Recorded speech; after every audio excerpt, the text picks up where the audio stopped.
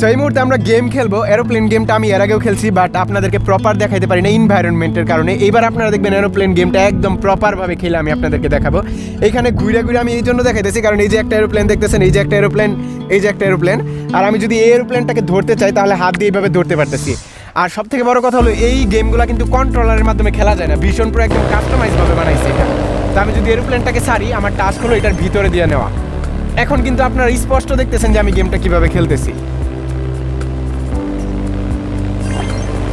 হ্যাঁ, এয়ারপ্লেন।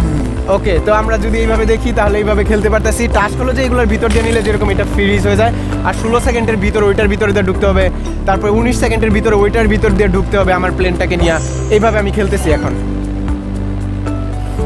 এই যে এরকমভাবে আমি যদি ঘুরে ঘুরে খেলি, তারপরে ঘুরে ঘুরে মনে হয় খেলতে পারবো আমি, যেরকম এই যে এইভাবে খেলতেছি।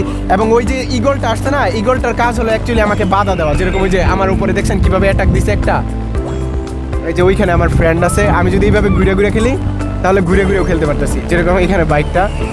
আর এইখানে আপনারা দেখতেছেন এরকম ইগলটা অলরেডি করছে। ওকে, এই যে এইখানে ইগলটা।